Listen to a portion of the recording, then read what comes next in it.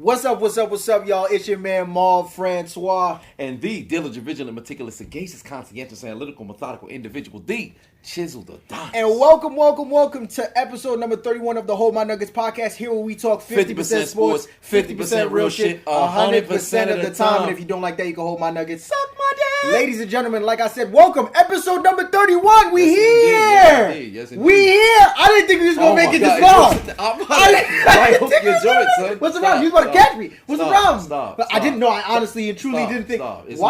Why is it so hard for you to let me appreciate greatness? No, you can't. Every episode, you thought you never was going to make it. Who would, bro? With everything that's going on with coronavirus, you understand? Mm-hmm. You got wrestlers out here, backyard wrestling, breaking both their legs. You feel what I'm saying? Yeah, there's a lot of crazy things going on in the world. I don't understand how that affect. Well, COVID would affect. Yeah, but people breaking their legs. It's a lot going on. It's a lot going on. So every time I come here, I'm just so grateful and appreciative and thankful to be here in my presence. I don't really know why you be showing up, but nonetheless, we here. How are y'all? How you doing? To the people that's watching on YouTube, don't forget to like, share, comment, and subscribe. Y'all are appreciated. To people who are listening to the beautiful sultry sound. I don't know if sultry is the right word. You're the wordsmith, so you'll let me know. It's not the word. Is it the right word? It's not. Maybe. I'll just let the people decide. Let the people decide. If people asking you to hear nor there, don't Google this. Focus on us right here, right now, because we are here for episode 31. How are you? Sensational. What's been going on Absolutely with you? Regal. Okay. Life has been going great. Yes, that's great. Yeah. I have been here. I'm here. So there's besides the hepatitis, life is all right. Wait a minute. But you can't go wrong in life with a positive mindset. So that's what matters the most. Who told? Where'd you get this information? I had to stop by the Bronx. So they have hepatitis B. Yeah, and C. How many are there? Hepatitis Cardi B. That's like the third one. Yeah, there you go. Yeah, wait, so you don't have that. Wait, A, B, and C. I'm not too sure how it breaks down. Right. And the levels of what happens. All I know is Family Guy had said at one point somebody turns yellow. Well, you had your fair share of experience. No, I wouldn't have a clue. I've only been to the Bronx 3 times in my life. 3 of the worst days of my life. 3 of the worst days of your life. So you're Brooklyn through and through. Absolutely. Nothing could get you to go to the Bronx. Nope. $1 million. Nothing at all. $100 million. Nothing. 4 more Super Bowl championships for the Steelers. I actually was considering with the millions. For the team, I love the Steelers, but I ain't getting no championship rings. So at that point, what is the purpose of me saying, I'll turn down $100 million, but if the Steelers win the Super Bowl, that's stupid. Use your common sense. That don't really make sense. Okay, exactly. Another shot at the NFL. What if you got another shot at the NFL? Because you want. No, I think I'm all right. No, because another shot does not mean it's a guaranteed make. I don't mind taking the attempt, but if I go over there and I tear my ACL or I break my legs and I'm not backyard wrestling, I don't want to have a situation like that. Gotcha. So I'd rather have a guarantee. So you know what? I think I may renege here. I'm going to renege. I'm probably going to grab that $100 million that you had first put out there. You would go to the Bronx for $100 million. I'd go to the Bronx for $100 million. How long would you stay is the question. See, that is the beautiful thing about it because you said go to the Bronx. Oh, so you're winning out. I'm walking in. I'm running out. That's what's pretty much what's going to happen. Got you. I may just run in and then run out. You could drive and then take the train back. No, train. Oh, no. I would go to Harlem. Right. And then I would cross the bridge. Okay, is this how you cross? And then I would turn right back. Matter of fact, I don't even think I would turn my hips. Why do you? I would like walk you have forward, no neck? and then once I'm there, I'm going back. Why do you walk like you have? Because the only time I found myself in the Bronx recently was only to go to the gym because the gym that I happen to be at, I was nowhere near there. So I'm like, okay, let me go sign up for a 1-day pass. Decent decision. I saw some of the bigger booties bouncing inside of the gym. But at the same time, you have to remind yourself, these are casuals who's going to the gym in the Bronx. All right? So gonorrhea is out there. You don't want to have situations like that. All right? Hepatitis B. All right? I see what you're trying to do. Exactly. See what I did. Whole lot of situations over there, and the B stand for Bronx. So you don't want to have that go down like that. Okay. I don't want HIV. I'm a positive man, but I ain't that positive. Nobody so wants I'm not going down like that. Gotcha. So pretty much, walk to the Bronx. Backpedal up out of there like Richard Sherman in the Cover 3, and I'm walking away with 100 mils. So I can live life like that. I think I'd be all right. Interesting. I mean, you want to know who else is all right? A gentleman that just got signed. Oh, yes. He's back and better and ready to hopefully turn things around. I don't know if he's better. We don't know. I think he's better. Yeah, we have to wait and see. We have to wait and see because that man is not, thank God he doesn't have hepatitis C. Oh, no. But AB. I'm talking about Antonio Brown. Ladies and gentlemen, you heard it. It's live and direct. And if you didn't know, now you know. Antonio Brown is back. Yes. Your guy. That's your dude. Was. No, I mean, he still is. He still has the... Not necessarily. I don't know. He was wilding. My issue with him wasn't the fact that he ended up, leaving the Pittsburgh Steelers. I ain't that guy. Like, we love you. And then you leave the team. We hate you. My problem was just how he operated. We all had a problem. Like, we're all... man's a child. Don't do that. Yeah. You got kids. 6 of them things. Like, come on now. Oh, he has 6 kids. You wild. It's a lot. Yeah. He probably got a new kid right now. Most likely. All boys. Yeah, well, one girl. One girl. It was actually pretty fast.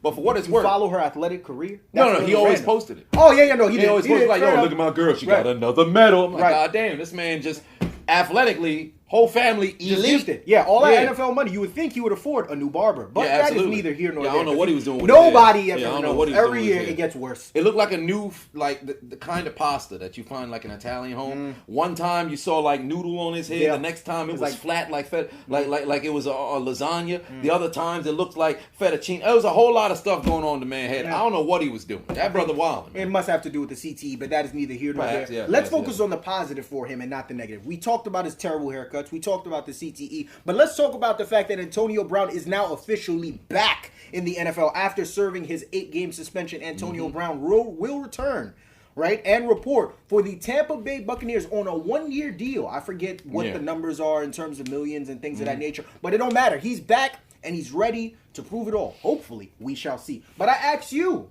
given that he was once upon a time a Pittsburgh Steeler, turn Oakland Raider, turn New England Patriot, turn couch potato, turn rapper, turn whole lot of money. Yeah, baby mother basher. You see them on Instagram Live with the video. Fish head, fish head. Yeah, she what would he call it? A broke joke? We don't know. Something like that. He said it all. We don't even know if AB can speak English. The CTE, but focus. He's back and he's officially a Buccaneer. His 3rd team in a year and a half. Will Antonio Brown to Tampa be the resurrection of his career? Resurrection? I wouldn't say that. No. I don't think it would be a resurrection. Okay. But he definitely is complimentary to the team. I mean, you add Antonio Brown to any team, production-wise, that's a plus. Because on top of that, Chris Godwin's dealing with a little bit of injuries right now. He is. If I'm not mistaken, he had re-injured his thumb after catching a touchdown pass. So now he's going to be missing a little bit of time, at least 1 game, if I'm not mistaken. Mike Evans is a little bit banged up, so you do need some extra help in that receivers room. And for the most part, Tampa Bay is firing on all cylinders. Oh, yeah. Offense is connecting. It doesn't even look like Brady is as old as he actually is. The offensive line is giving him time. Absolutely. Yeah. And that defense is playing the way that we anticipated them to play. That boy Devin White. Absolutely. He's murdering out there. Playing very good. And if I'm not mistaken, there was another guy who was balling as well. It's Devin White and also is it Barrett? Perhaps it is Barrett. Because there's 2 guys who are on there in the linebacking core who are killing. Now, I know it's Devin White who's out there doing great job. He's like a hybrid, though. He's like an Ed. He's like an N/edge sort of situation. But those guys, they're playing sensational football. And on the D-line, you can't even... And Ndamukong Suh, I mean, he's not really turning back the clock, but he's showing up and showing out. Exactly. So because you got all of these names, and in the secondary, you got Winfield Jr. actually going out there and playing very great for a rookie, everything's coming together. And now adding in AB, this can really take Tampa to become the true favorite in the NFC. Because there was a lot of different names that you could throw out there. Seattle, I love them, but that defense, it's not going to work. Yeah. All right? They're going to be a team that can win a playoff game on the back of Russell Wilson, and then they gone. The Saints, they up and down. You don't know what you're going to get from them. The Packers, I still believe in them, although they got shellacked by Tampa Bay. I think they'll be back. They'll be better. But right now, from the way it seems, in the NFC, the cream of the crop, and I don't think because I didn't mention, Los Angeles, the Rams, I didn't mention Arizona, means they all scrubs. There's a ton of teams that we could go and talk about, but we talk about Tampa Bay right now. All right, NFC they loaded. They got a lot of different teams, unless you're in the NFC least, of course. But of course, we ain't talking about that right now. But, with Tampa Bay, they looking good. However, it all comes down to, as Bruce Arians said, if AB buys in, cool. You don't buy in, you're out. So as Vince McMahon once said back in like 2002 when they had bought WCW the year before in 2001, it's time to inject a little bit of poison into the World Wrestling Federation. And that happened to be the NWO. We'll find out if AB if he's a potion to revitalize what's going on. Rejuvenate. Pardon me. Yeah. Rosetta Stone. Yes, exactly, motherfucker. English. So we'll find out if AB is an potion that you can add to Tampa Bay and amplify, bring them back to full power, or is he a little bit of poison that's going to destroy them from the inside? You'll find out on the next episode of Dragon Ball Z. There you go. Much. I don't think it'll be a resurrection for his career. I think AB to Tampa does more for Tampa as a team, does more for Tampa this season than it does for just the rest of what is to come for AB's career. Because the way that I see it, I think he's 32 years old now. You have a situation where he hasn't played a down of football, what is it, a year? Yeah, it's a little bit over a year. Because he played that one game for you. Yeah, week 2 against Miami. Right. And that was pretty much it. Caught that one touchdown pass. I think he had like 30? Five catches, like 60-some yards, and a touchdown pass. Fairly decent game or whatever, but hasn't played a down of football since then. And you and I know this, and of course now we're seeing it with Gronk. We've seen it with a whole bunch of players. I mean, in the exception of guys like Aldon Smith, who just come off the field and play for like 5 years. He's a whole nother different conversation. But being at age 32, right? You recognize and understand that AB is a Hall of Fame talent. So, which is why I say it does more for Tampa, because his presence on the field alone has to be accounted for just because of who he is. That's Antonio freaking Brown. Same thing goes for Gronk. You understand? We know that Gronk is older now, especially with all the punishment that he's taken on his body. He is not what he once was. However, that's still Rob Gronkowski. Absolutely. You have to game plan for him the same way you have to game plan for an Antonio Brown. So I think, worst comes to worst, him being on the field, Tampa can, I guess, use him as a decoy from time to time to open things up for the offense. However, when I look at Antonio Brown, I think for what we'll see is, will Tampa retain him after the season? That remains to be seen. However, if they do or they don't, I think the rest of his career was more so just going to be him just padding up his stats. You know what I'm saying? Pretty much. Yeah, just for the most part, pretty much padding up his stats, because if he's still in his prime, he's on the last legs of it, and going towards the end of his career. And I think it's just one of those situations where whoever he plays for has to be a team that's already in position to win. To win, yeah. But just needs a little bit something and getting it off the top. That's it. I'm really not really expecting all too much. But at the same time, remember, this is Antonio freaking Brown. We talked about it the last episode. That stretch that he had before the debacle, the best since Jerry Rice. Absolutely. Man was on another level. If he's able to come back and give you just 30% of what that was, beautiful, especially because Mike Evans it's not like Mike Evans and Chris Godwin are out for the season. They're just, they're with a couple of injuries. So, like I said, I think this is more for Tampa this season than I think it does for AB's career as a whole. I wouldn't necessarily call it a resurrection, because this is not going to be an Aldon Smith situation where this man comes in and he's catching like 10 balls for absolutely. It's maybe like three balls for like 30, 40 yards. All depends. It all depends on how he's worked into said system. Because I don't think he should be able to walk in and become the man. I don't think that should be the case. But I'm sure Tom Brady will be looking his way a lot. Most definitely. So most likely him getting the football, it won't be by design. It's going to be more by circumstance, being Brady saying, yo, you was my guy last year. I'm the one who pretty much was able to get you here. Now I'm the same reason why I was able to get you here, because apparently it was the vets that told Arians, yo, we got to get this man. And by vets, that's code for Tom Brady. Yeah. Because I don't think there was people in Tampa Bay's locker room like, yo, we need to go get AB. Y'all 5-2 right now. You think you over here like, man, we need AB. It was Tom Brady who went to Bruce Arians and said, shut your old ass up. We need this motherfucker. And they got him. And now they went to go grab him. So, I shouldn't even really say we need him. We want him. That's what they said. Yeah. And I mean, now they have him. And now we're looking at Tampa Bay. I mean, like you said, Tom Brady has been playing really well over these past couple of games. You have the addition of AB. Mike Evans is coming back. Chris Godwin is coming back. Gronk is still there. The defense is showing up and showing out. I look at you and I ask this because you hinted to the talent that exists within the NFC. I got to ask you, could we look at Tampa Bay right now and say they are the favorites right now to come out of the NFC conference? Absolutely. Absolutely. Because if you look defensively, of all of the teams that are there on the top right now, at least performing at a high level, the Rams have a pretty good defense, but the offense doesn't necessarily equal that of Tampa Bay's. So Tampa Bay is a much more complete football team. Now, Green Bay, that's a good team. However, they got shellacked by Tampa Bay. So who's to say if they can come back and match up to that one? Seattle, defense is absolutely doo-doo. Right. Arizona, their defense, not having Chandler Jones there down the stretch, that's going to hurt. Now, granted, they had a decent pass rush against Russell Wilson where he was running for his life, but he's been running for his life the whole season. It's not necessary. Exactly. It's not, but the Cardinals getting it. It's Seahawks terrible. Not to discredit the Cardinals, but Tampa still got that better defense that's there. And then San Francisco, injury galore. Now, granted, they're still playing exceptional football, but it's still injury galore. Tampa has one over them. NFC South over New Orleans. Tampa is a better team than New Orleans. The way it's looking right now, Tampa is... They're number one right now in that NFC. Yeah. They got some great teams in the NFC, but right now Tampa is the favorite because they're good on defense. Or I should say they're good on offense. They're better on defense. And if your defense is getting the other team off the field, 3 downs, 5 downs, forcing them to kick, for 3 points, there's only so long you can keep Tom Brady down.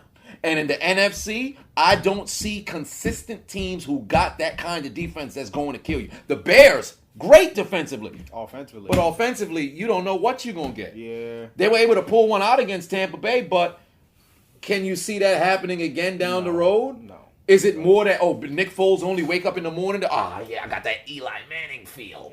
I'm playing against Brady. I feel super. Is that what's going to happen? Was that Cell? Was that voice Cell? No, not really. I felt like that was more Popeye. Whatever the deal was, it was kind of Cell, like second form Cell. Yeah. First form Cell. First the form, skinny he was one. skinny. Yeah, 17, I'm going to see you. Yeah. So things of that nature. But I got Tampa. They're my favorites. Tampa's the favorites right now, too, and it hurts me because, man, it doesn't hurt me because for me, when I saw the first 3 games for the Seattle Seahawks, in spite of the defense, they were my favorites, surprisingly enough. Just because Russell Wilson, first, like I said, this was going to be the season. This is. It still is. I don't care the fact that he threw 3 picks. Yeah. He's still. That's all. I still honestly and truly believe that come the end of the season, Russell Wilson will be the regular season MVP. However, if that's the case, then they're definitely not going to be winning the Super Bowl this year. 1, because of the defense, and 2, as you know better than I do, the whole history that comes along since with 99. Yeah, since winning 99. the regular season MVP, doesn't win since 99. Yeah, 99. Kurt Warner. Kurt Warner. Boom. There you go. Warner, yep. So there it is. Should I list all the MVPs? Yeah, if you can you actually since 99? Go ahead. Yeah, so you got Kurt Warner in 99, then Marshall Faulk in 2000, Kurt Warner again in 2001, Rich Gannon in 2002, 2003, if I'm not mistaken, 2003 was a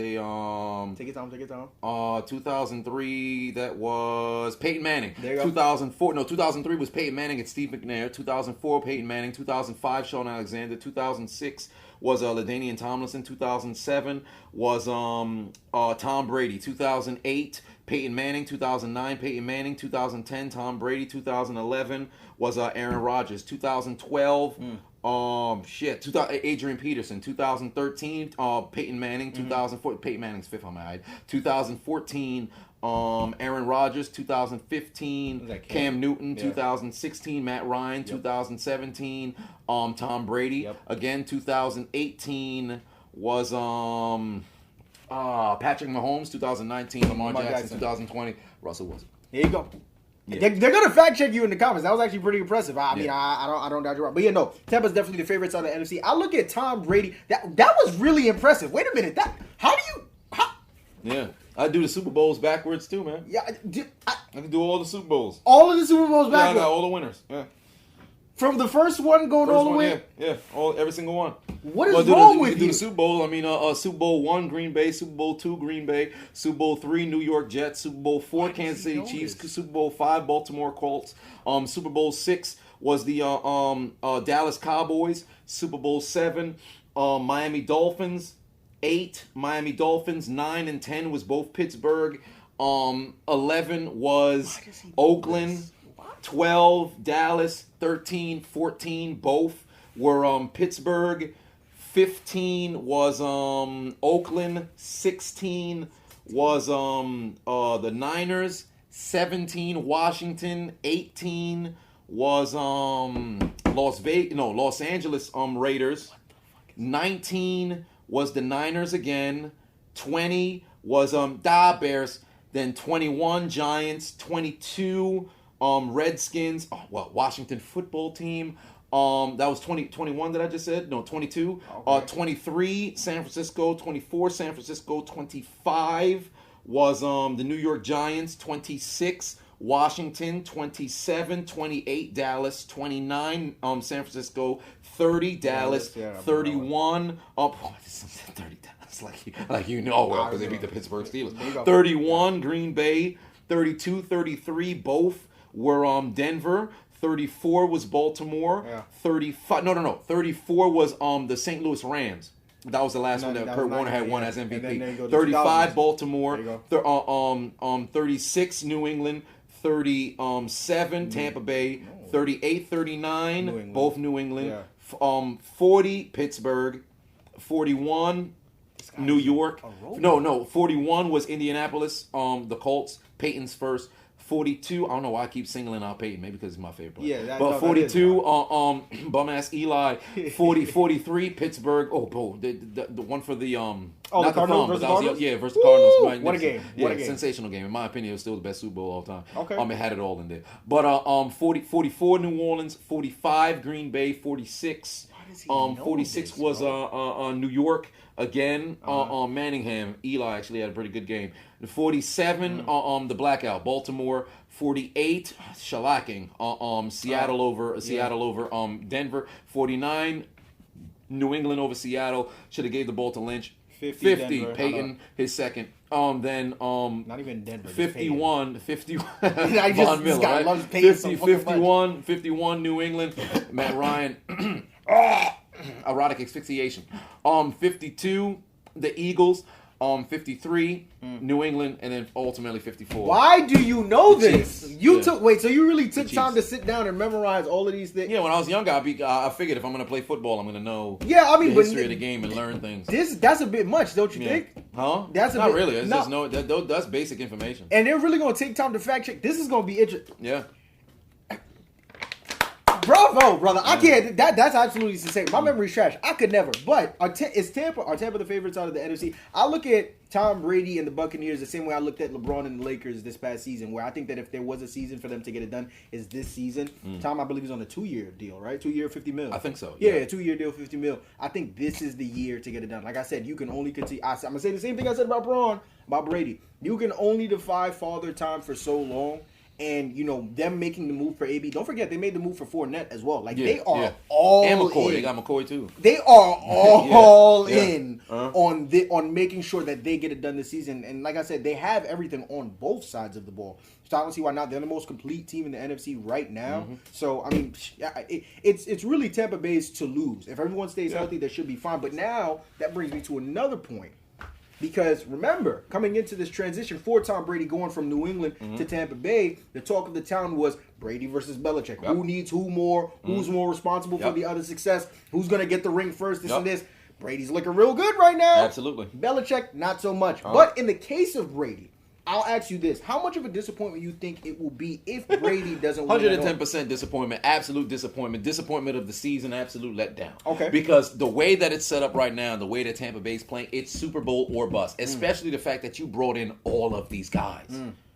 It's Super Bowl or bust. You cannot afford to, 1, not even get there. 2, not win it. On top of that, Super Bowl's played in Tampa. Yeah. Now, granted, they're starting to slowly let fans back in. So the only reason where it would matter is if there's a fan, fans are allowed there. So literally, if Brady and Tampa don't get it done this year, absolute failure. Yeah. It should be the ultimate disappointment because you literally have the defense. Usually, Tom Brady has averaged around a 7th-ranked defense over the course of his entire year. If you were his career, if you put together all of the defenses that he played with, Belichick has always surrounded him with a top 10 defense. He comes into a situation where Todd Bowles has a top 10 defense. Yeah. Top 5 defense, realistically speaking, if you watch them play. So if Brady literally doesn't have to carry the team, he's in a situation where he can be a complimentary quarterback and just dink and dunk and let the defense do the stuff. He don't have to win them games like he had to do when he was in New England from time to time. So because that's the case, you have to win. So if I'm Brady, if I don't win this season, it's a disappointment. Well, it's a little tricky for me because if you remember coming into the season, the expectation, even though it's Tom freaking Brady, the expectation wasn't high. Remember, I think we both agreed that the Saints were ultimately going to be the ones to come on top and win this division, which can still happen, by the way. because we still a whole lot of football to be played. Yeah, exactly. So for me, on one hand, when I take a look at the beginning of the season, given that there wasn't necessarily too much expectation for this team, a lot of people were claiming them to be at like a 9-7-ish kind of team. I'm still sitting there at 9-7. Really? Yeah, I'm sitting more like a 10-6, 11-5. Yeah, there you go. Yeah, 10-6, 11-5. Yeah, because initially, depending on watching how they played the last two games that they had played, even in the loss against the Bears, you can see this is a very good football team. Initially, looking at them on paper, it's a good football team. Watching how they've been playing and how they've been buying in now, and they shift this philosophy, now it's okay. They're playing a much better. But I still do think there will become a stretch where they will lose back-to-back games. Okay. Where those 50-50 sort of games don't go in their favor. So I'd like to see how they respond. I already know how Brady's going to respond. Yeah. But I'd like to see how others respond. Because if you have a bunch of guys who aren't used to winning, now winning, you're going to start moving different. Right. There are certain teams that out of nowhere, like the 99 Rams, you could just be bottom feeders, losers, and then you just start winning and you go. Yeah. And there's other teams that, we was never winning before. We start winning now, and then some people just start tripping. Right. So, realistically speaking, I ain't really going to judge this team all the way through until about week 12. Interesting. I'm waiting till about week 12. But where we sit, they favorites in the NFC. Yeah. If not the favorite in the NFC, by the way, comparing them to the field. And then ultimately, for me, Brady, if you don't win this one, then it's a complete disappointment for the season. It's not going to be a knock on his legacy by any means. But I think it's going to be disappointing. That was going to be my point. I think in terms of this, in the beginning of the season, given the expectation that there wasn't too much expectation, especially because the Saints were considered the team to beat in the division, I don't think people really care too much. And now, given all the moves that they've made and the success that they've had thus far, plus the addition of Antonio Brown now, it's clear all the chips are on the table. So if they don't get it done, especially given what the field is looking like, they are the most complete team in the NFC. You understand? It would be an ultimate disappointment if they don't get it done this season. But to your point, in the grand scheme of things, I think it only affects his legacy if Belichick was to get one this year. That doesn't look like it's happening. Yeah, exactly. And one thing that I feel like I have to drive home regarding Belichick, people don't look at the circumstances of how somebody got to where they got to. With Belichick, you can't sit here out of the side of your mouth and say, well, Belichick, he's overrated or he can't accomplish anything without Brady. He had a good football team before Cam got COVID. And they took Kansas City damn near 3 quarters to where they were in the game. If Cam was there, now I'm not going to say, plug and play, you just put him in there where Stidham was, or I should say where Hoyer was, and they're going to win the game. But the way that they were playing, if Cam was there or they had any actual quarterback who can play the game, they would have possibly had an opportunity to beat Kansas City, right? On top of that, you still had 6 starters opt out due to COVID, all these different sort of situations, injuries galore, which is part of the game. But you see Belichick is leading a depleted football team and does not have a quarterback, at least a decent one. Because Cam has not been looking like him ever since he got the COVID. Ever since he got the COVID, he's been tripping. So I can't sit here and people is just disrespecting Belichick, and that bothers me. It bothers me. It's the same way that people disrespect Brady, told you, he's just a system, all this other stuff. It's not system by the way he plays. It's a system by Belichick's philosophy of, I'm going to underpay everybody because you've got to buy into the Patriot way. Things of that nature. But I felt like that had to be said. Most definitely. But like I said, in the grand scheme of things, Brady is arguably not just the greatest quarterback of all time, the greatest football player of all time. He's in that discussion. So any rings he wins moving forward has nothing to do with the football conversation, has everything to do with him just being the greatest athlete. Yeah, all it does is delete people from the conversation. It's like, all right, this person was, he got 7 now, so we got to move him. Yeah. It's like Brady is here. Yep. Every other win that he gets, you're just taking people away. It's not elevating Brady up. It's removing people from, we were in the bubble. Yeah, no, not anymore. Yeah, let's just move this person out the way. So that's just all Tom Brady's winning is. Yeah. But I'll tell you somebody who's not winning anymore because he ain't gonna be playing no more, and that's OBJ. Let me ask you something, all right? Because it happened on an interception. He was hustling to try to go, make a tackle. It was a non-contact kind of injury, and his legs decided today I ain't gonna come to work no more ever. And now OBJ's gone with a torn ACL. And let me tell you something. I'm sick about it. I'm upset about it. I'm more upset than you are. I am pissed about it. Yeah. Because over the course of the past few years, now you had injury-riddled years. Mm-hmm. You had down years where he still went over 1,000 yards. Yes, he did. For what it was worth. Yep. But the same explosive flair, he hasn't had it in Cleveland. And now you're in a situation where people were talking about, man, OBJ got to get traded. You know, we got to get him the hell up out of there, all this other stuff. And now you dealing with an ACL. Ooh. And you're going to be coming back when you're 28 years old. Ooh. And who knows if you're going to come back as the same OBJ making the big plays that we saw before. I'm so upset this brother got hurt, man. I really hope in the future he's able to return back to the Browns, although I do feel like he could be a better weapon somewhere else. But ultimately, I got to ask you, how does this affect OBJ moving forward? Well, first things first, he got to get out of Cleveland. Like that's really just a given. When you take a look at what's going on with what the season has been for OBJ, up until his injury, 23 receptions, 319 yards, only 3 touchdowns through 7 games. I mean, his 2 best games don't even count to me because one was against a rebuilding Bengals team, and another one was against the worst defensive team in the National Football League, the worst team in the NFC. Just a big-ass, disgusting-ass disappointment named the Dallas Cowboys, but we not talking about that right now because they don't get no airtime here on the Whole My Nuggets podcast. Ain't shit to talk about, but mediocrity, and we all talk about mediocrity on here. But that's neither here nor there. Focus. Odell Beckham Jr. It's sad. He got to get out of Cleveland, man. You know, when you watch the Brown play, for me personally, there's never really been a sense of fluidity between him and Baker Mayfield. They never really seem to have been able to get that connection. I think a big reason of that is because you have so much young talent on that team, but clearly the offense is supposed to run through Nick Chubb, but because you have that presence of an OBJ, I don't know if Baker's so in his head where he's like, I got to get the ball to OBJ. I got to get the ball to OBJ. I got to get the ball to OBJ. And, you know, now, moving forward in terms of Odell's future, context is everything. You got to remember, the last time you saw him on the field, Baker Mayfield throws an interception. He goes to try and make to save the play. Ends up tearing his ACL on a non-contact injury. Then right after that, Baker Mayfield goes and completes 21? 22 of his 23.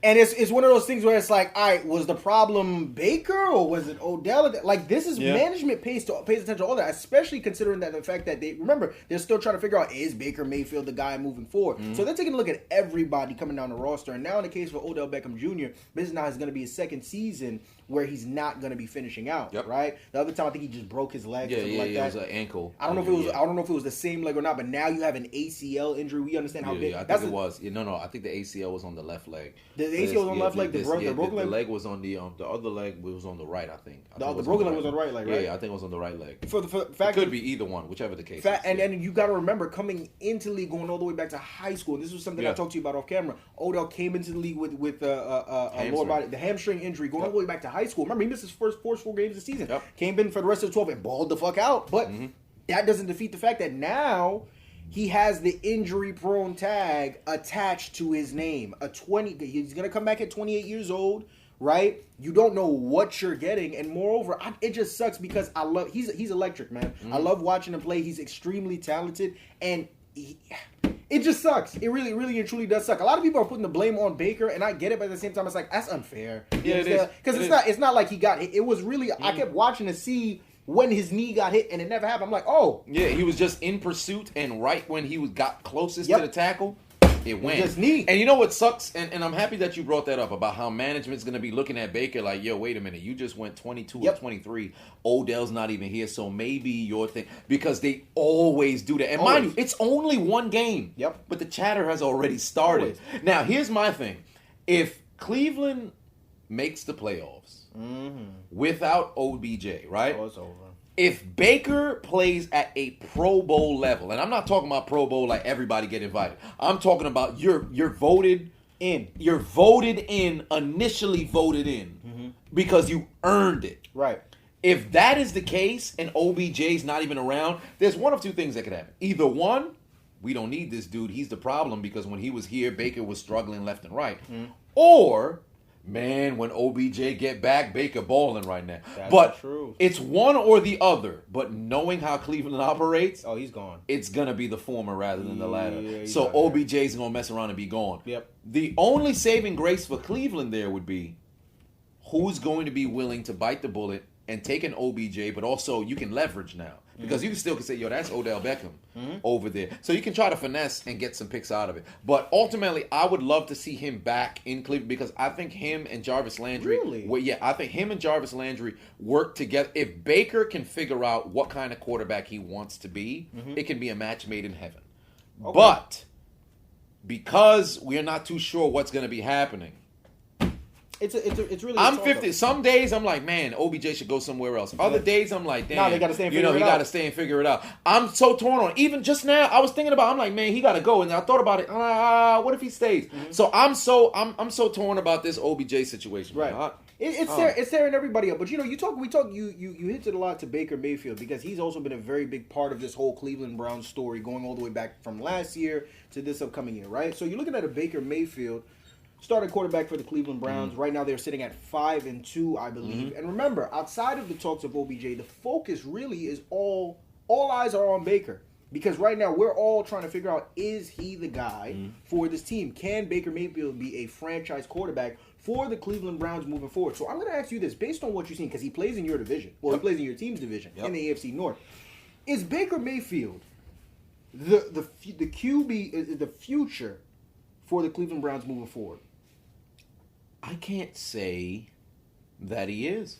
Interesting. Okay. I can't say that he is. All right. Because the makeup of what Cleveland is right now, because their team is built to win, not now, but over the course of the next few years. I don't know how long the Baker experience will continue. Because if you look at people who turn the football over, Baker turns the football over.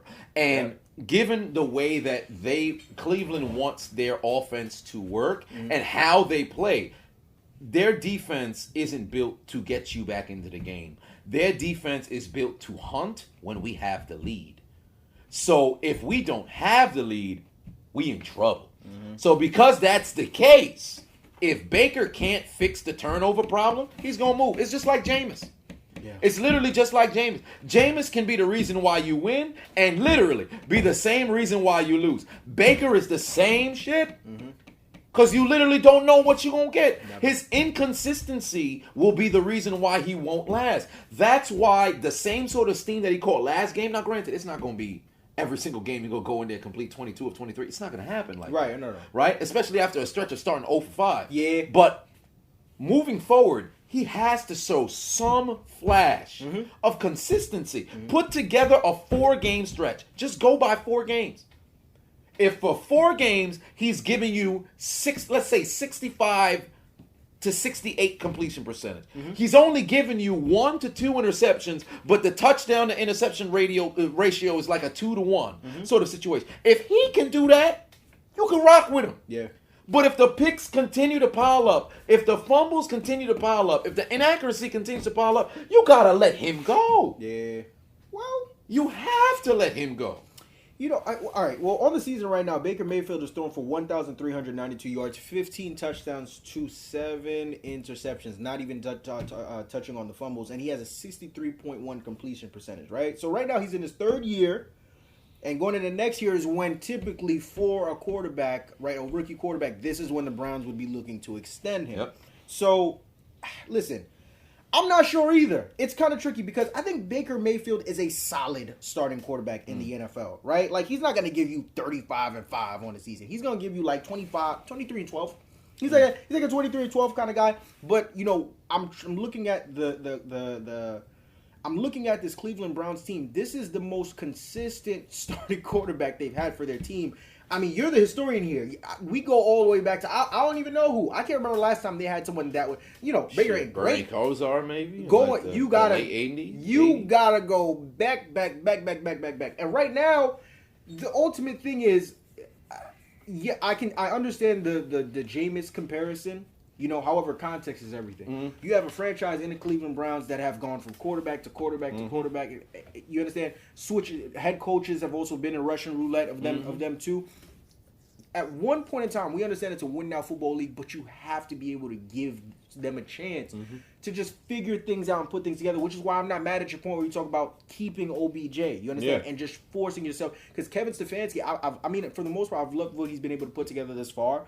I think he's the most competent head coach that the Cleveland Browns have seen in quite some time. And like I said, I think Baker, although he's not great, he's the best-looking quarterback for this organization in quite some time. He's helped bring them some popularity. You understand? The Cleveland Browns are once again relevant. They're not the laughingstock of the NFL. And let's not forget they're 5-2. It's one thing if they're 3-3 or whatever maybe. The Cleveland Browns are 5-2. I don't know where they are. I guess they're third. They're third. Yeah, they're third. Behind them, of course, the Steelers and the Ravens. We're going to talk about the Steelers in a minute because they're balling the fuck out. But for me, I'm looking at Baker. I can't see it. The way you feel about OBJ is the way I feel about Baker, but of a different sentiment. That I would like to see them keep him. You understand? Because of course you have to figure out the turnover situation. However, if the Cleveland Browns find themselves in a situation where they make the playoffs this year, if they do, I don't think they're going to win a game. But if they make it to the playoffs and Baker shows you something, I say hold on to him because the pieces are there. They're a young, talented team on both sides of the ball. We know what Myles Garrett can do and the rest of them boys on defense. Offensively, it goes without saying.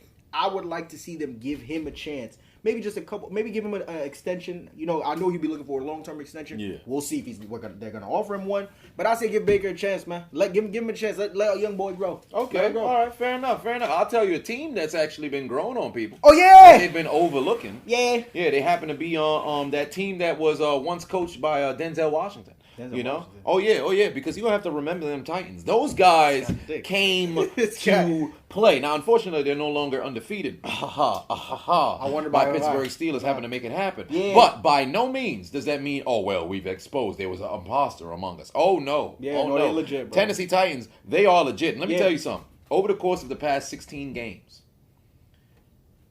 Ryan Tannehill has matched Aaron Rodgers' MVP season from 2014. Tannehill is absolutely balling. And you know what I'm getting tired of hearing is, Tannehill's being carried, all this other stuff. Let me explain something to you. If he's being carried, every team should want a quarterback like that. Yep. Every single team should want a quarterback like that because he's not turning the football over. He's putting points on the board. Yes, he is. He's being very efficient with the football. Yep. And he's not the reason why you're losing. So, they're not losing. And he'll win you games. He'll literally win you games, and he won't be the reason why you lose. This guy's playing sensational. He's killing it. Sensational. Bro. And their defense is their Achilles heel. Yes. They should play better football because the way when they made the comeback against Pittsburgh last game, it wasn't necessarily good defensive play that got them in there. It was bonehead offensive plays from Pittsburgh. It's not like, there's a pass rush Ben got sacked twice. He wasn't really hurried like that. Pardon me. Ben never got sacked. He got hit, I think, twice. Right? So the way that it ended up going down, it was Tennessee's defense didn't really show up. There was 3 interceptions, 2 terrible passes by Ben, and then ultimately a great deflection that led to a pick. Right. Tennessee's defense has to at least meet 75% of what the offense is doing if they really want to make noise in the postseason. Because as we know, defense will have to win you championships. And when you get to the postseason, you're talking about the cream of the crop when it comes to all these teams. Right. If you can't stop nobody, you're going to have a bad time. So the way Tennessee, I love them. Right. I feel like people overlooked them. Hell, I overlooked them. But then by week 4, I said, you know what? Tennessee's actually playing very exceptional football. And I'm tired of hearing people talk about, but who did they play? Look at the schedule. You can find out a philosophy of a team and if they're legit or not by actually watching their games. And watching Tennessee play, man, they're a good football team. Shout out to Mike Vrabel, man. Yeah. That guy, he know what he's doing. He was originally drafted by the Pittsburgh Steelers. This guy here. Yeah. We coached with New England Patriots and things of that nature. You know what's funny? Played with the New England Patriots. No, but he coached with them too. No, he coached with, if I'm not mistaken, he was in Kansas City. Oh, there you go. Oh, there it is. But in regards to the Tennessee Titans, I agree with you. Are they overlooked? Well, yes and no. He played in Kansas City. Did he play in Kansas City? Yeah, he played. I think he ended his career in Kansas City. I'll text him and ask him after the show. But anyways, listen. Let's focus. The Tennessee Titans, are they overlooked? I mean, yes and no. I would say this much. They're legit. You go back to last season where they switched out Marcus Mariota, they bring in Ryan Tannehill, and everything changes from there. They make that run. They go into the postseason. They beat New England at New England. Yep. Go into the next round. They beat the number 1 seed Baltimore. They didn't just beat. They embarrassed. Embarrassed the number 1 seed of Baltimore Ravens, and then of course make it to the AFC Championship. where unfortunately they just faced a team that was just much better than them and much more stacked than them in the Kansas City Chiefs. No shame in that. They still could have won that game too. They should. They still could have won. They were winning by 10, if I'm not mistaken. It was 17-7, and then the rest is history. Yeah, there you go. And a lot of people were considering their run last year to be that of a Cinderella season, and that they weren't going to come in this year and repeat it. They thought they were like Jacksonville from 2017. You understand? And it's not like that. The Tennessee Titans are the real deal. They are, I believe, right now was at 5-1. 5-1. And the one team they lost to, of course, is your Pittsburgh Steelers, which we'll talk about a little bit later. But I think the reason why they were overlooked is something that you talked about. You can't ignore schedule, and they do play in the AFC East, AFC South, which is the second sorriest division in all of football, of course, in front of the NFC East, which we don't talk about on this play. But Jaguars are sorry, the Colts are sorry, and the Texans. Somebody help Deshaun Watson, please. Yeah. Another story for another day. Help him. So I mean, when it comes to them in their division, that's one of those situations where I think they only lose like one divisional game throughout the year. So boom, you got 7-1 right there, and that's for the rest of the teams. I think they played their hardest team today. 5-1.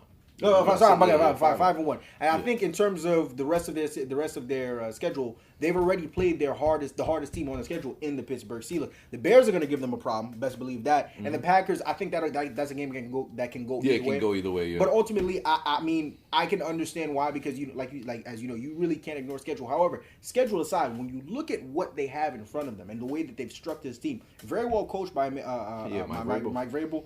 This team is legit, and they will make. I think they'll make it back to the postseason. Mm-hmm. Absolutely. They are going to make some noise in the playoffs. I don't think they'll go all the way back to AFC Championship, but I think they'll make it past the first round. And you want to know why? Go ahead. Because, and on top of that, remember, keep in mind the postseason schedule now changed the new one. So now you got the 7 teams that are in there. Only the number 1 seed has that first round bye. Everybody else, you've got to play, right? Yeah. So here's what the beautiful thing about the whole thing is. Why I love Tennessee's makeup so much. Because their primary option is a guy in the backfield. Woo! And moreover, that guy, the longer the game goes on, the better he gets. So because that's the case, he's a problem. You got to see him. You talk about Josh Norman's killer. Yeah, there's a whole lot. I should have worn all black. It was a funeral that Sunday. It was bad. You talk about this dude right here. Rumor has it God took away his dreadlocks, man. He out there looking like an albino Mexican. That guy, no hair. What? No hair. Whatever the case may be. All right, let me tell you something. Derrick Henry. Not Derrick Henry. You know what to call him. Oh, King Henry. Let me tell you something. This brother over here, that's a bad boy. That's a bad motherfucker, man. Because when defense is supposed to attack you, he attacked the defense. Oh, yeah. He say, let me come get you, all right? Come meet me. Because when he comes through that gap, and mind you, one thing that people tend to forget, not only is this motherfucker big, all right? He can run. Oh, he fast. He fast. Oh. He got breakaway speed. Yeah. It's like what Jerome Bettis looked like in the 90s. You just see this big ass Tubbalard. You like, oh, this big motherfucker. At least I could chase him down the open field. Oh no, it's not going down like that because I'm going to beat you to the end zone. Yep, that's a bad boy. Because Derrick Henry is back there, best running back in football, I might add. It's solidified at this point. Really? He has passed Zeke. I'm sorry, he has passed Zeke. He has passed Christian McCaffrey. Saquon, I love him. Talent wise, Saquon is there. But let's just talk about sheer production. Saquon ain't done it since his rookie season. Alvin Kamara. I love Alvin. I do. Double, double factor sort of thing. But in the realm of what Alvin Kamara does, CMC's better at what he does than what Kamara does. And mind you, it's like a 1A, 1B sort of situation. There's no knock on Kamara, but when you talk about sheer production wise, I'd take CMC over Kamara. And that's not and Kamara still wins games. He still wins games. There's more winning. You're not lining up CMC in the slot though the way you would line up Kamara. Yeah, correct. Because Kamara's like I don't even want to say this generation because that guy's still playing. Right. But Kamara is Le'Veon Bell. He's literally Le'Veon Bell. Le'Veon Bell, bro. So because it's like the same thing. But my only reason why I like CMC a bit more is because Kamara has so many other options that are there. You think it opens and he up, still does it despite. Okay. CMC don't got that. He don't got nothing. And he's still showing up. Right. And if you remember last year through 10 weeks, CMC was in the conversation for MVP, and then ultimately life happened. Kamara's never been here. Kamara, I ain't going to, but Henry, when we talk about running backs, Henry, he that dude, man. No. He that dude. Derrick Henry on the season, 143 carries, 663 yards, and 7 touchdowns, leading the league in rushing yards. He's a freak of nature. Let me tell you what Derrick Henry is. Derrick Henry is a linebacker who plays at running back with the stiff arm of a tight end, but the strength of a defensive end. He's a problem child. That's exactly what he is. It's unstoppable. Really and truly it is. And when you watch it, it just goes to show, television don't really tell the truth story. Because when you watch it, it really don't look that lethal. Till you see motherfuckers flying to the sideline. You're like, oh no, he's a problem. This right here is different. However, if you talk about best running back in football, for me, if you talk about pure running back, I give you Derrick Henry. But in terms of today's NFL football, where you have to be like hybrid running backs, I love Alvin Kamara. Just for the simple fact that he's a triple threat because he can run it out the backfield, catch out the backfield, and you can line him up. Sean Payton has gone on record to say that he personally believes that Alvin Kamara could be a number one receiving option on other teams. Oh, absolutely. And you can't forget what he does in special teams, because not only can he give you production on kick return, he could do it on punt return too. They just don't put him back there. But he could do it. He could do it on all aspects of the game. I love Alvin Kamara. For me, it's really neck to neck. I don't put CMC above Kamara. I think it's really between Kamara and That's Derrick fair. Henry. It's fair. Ezekiel Elliott has fallen off. I don't know what. Saquon, of course, is injured, so that sucks in and of itself too. You know, we're waiting to see that. So it really, for me, it's really Derrick Henry thing. But if you're talking about pure running back, a motherfucker, you could give him the ball, hit the gap, and fly. Yep. Derrick Henry, man, and he's like 6. How tall is he? Like 6'4", 6'5". Running a 4. Was he like a 4.4, 4.3, 4 4 something, 4.4. 4 for 4? It's crazy. You, sir, are a madman. Man, you can't stop him. You can only hope to contain him. That's pretty you much gotta it. pray. You really and truly gotta much. pray. And Josh Norman, I mean, he in the afterlife right now. Yeah, it's bad. It's really, really bad. But we've talked about a lot of teams in the AFC. It was messed up. I heard Josh Norman was like, all of a sudden, after the stiff arm. It was sad, man. I don't even want to say it, man. This ain't right. I'm going to say he was front row watching Kobe. That's all I'm saying. It was bad, man. But rest in peace, Bean. But let me tell you something. Wait a minute. Like I said, you can't stop Derrick Henry. You can only hope to contain him. And luckily, my Pittsburgh Steelers did that. Yeah, they did. This past Sunday. Let me tell you something. I already knew it was going to be a slugfest. I had initially predicted it's going to be a field goal spread. I predicted 24-21. It ended up being 27-24. Oh, you was close. You're right there. I did not foresee it coming down to Stephen Gostkowski missing a field goal. Because let me tell you something about Pittsburgh, right? And Pittsburgh being undefeated right now. I already said coming into this season, I felt very confident. Looking at every single game on the schedule and knowing how Mike Tomlin's teams usually end up, we lose to trap. We have trap games in which we lose. You'll play against a Cincinnati, it'll be a close game for no damn reason. You could play against a Detroit, it'll be a close game for no damn reason. And there are moments in which you'll see them play down to the competition. This year in particular, Pittsburgh's not doing that. And Pittsburgh always show when it's a dominant force that's coming in, Mike Tomlin gets his guys ready. But whenever it's a guy who it's a team that you should defeat, that's when you find yourself in a startle position. But the way that Pittsburgh's playing right now, also I'm loving it. Although Big Ben had the 3 picks last game and had the bonehead decision, I think when Big Ben started firing, because that first half was masterclass performance. Right. And then out of nowhere, Ben just says, "Yo, I'm gonna start wilding." And then once that happens, you fixing to lose the game, bro. You don't need to do that. James Conner is over 100 yards 3 of the last 5 games, and he's over 80 4 of the last 5. So he's playing very good out of the backfield. McFarland is still back there, and you can use him as a scat back. You've got weapons in that backfield. And receiver, we don't even need to talk about it. Claypool is coming on. He's going to be He's going to be rookie, team. He's going to be there. Then you also have Deontay Johnson, who was leading. He was only under DeAndre Hopkins in targets through 4 games until he got hurt. So he's getting targets. Juju, everybody's talking about he's not a real number 1.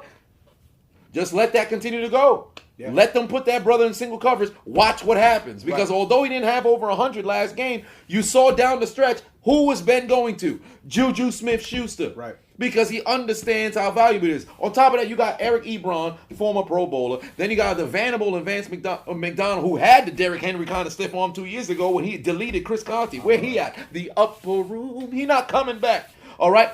offensive line is protecting Big Ben Roethlisberger. This offense is great. The defense is even greater. Yeah. Leading the league in sacks. Minka Fitzpatrick, not playing as great as he did last year. He's not making those same splash plays, but the season is still young. Mm-hmm. Joe Hayden, Steven Nelson, that passing, if I'm not mistaken, they're top 5 against the pass. They're top 5 against the run, if not the best defense against the run. TJ Watt, though. TJ Watt, still balling. Cam Hayward, balling. Stephon Tuitt, balling. Bud Dupree, balling. All 4 of them. Mm-hmm. Well, but when you look at the PFF, all of that Pro Football Focus, all this other stuff, you've got 3 motherfuckers on the interior D-line, top 10 in their position. These guys get after you. The loss of Devin Bush, that's tough because he's the signal caller of the defense. You're going to need that guy who's going to be making the plays, making the adjustments, things of that nature. But they got so many dogs on that defense, man. Pittsburgh, and on top of that, Ray McLeod's giving it to you on special teams. Special teams was one of the differences in the 5-0 matchup this past game. Right. So all 3 phases of the game, Pittsburgh can get it done. Chris Boswell, ever since 2 years ago when he was fucking up, Mike Tomlin got that brother straight, and now he's damn near automatic. Right. So all 3 aspects of it, Pittsburgh is actually legit. A lot of people it's still on the, who have they played? Taking down Tennessee, that's a huge thing. And down the stretch, you saw it wasn't necessarily Tennessee making the comeback. It was more Pittsburgh taking their foot off the gas. Right. Now Baltimore. You're walking into Baltimore's house. Mm-hmm. It's the first time that Big Ben is taking on Lamar Jackson.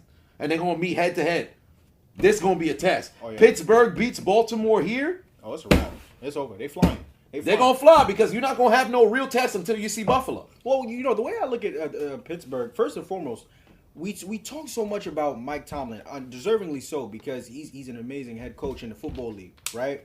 However, I'm looking at this Steelers front office. The fact that year in and year out, they're able to always put the pieces together where at the minimum, the team is never under 8-8. That in and of itself is a salute because when you look at, and me and you talk about it religiously, what these past couple of years have been where everything seemed like it was in place, but there was always an injury or two or just one thing that ultimately, last year with the Big Ben injury. Yeah, Big Ben's injury. And still 8-8. And mind you, they were 8-5 and then they lost the last 3 games. You understand? Had somebody just against Buffalo, if Duck had a pulse, you can win that game. Yeah. Because down the stretch, they were still in it and this man threw 4 interceptions. Right. Then against the Jets, completely dropped that game. If you had a decent quarterback, you win that game. Right. Ultimately, against Baltimore, they were going to lose that game anyway. RG3 came in, they were still getting freaking shellacked. Right. But you're looking at a team that probably would have been 10-6 rather than 8-8.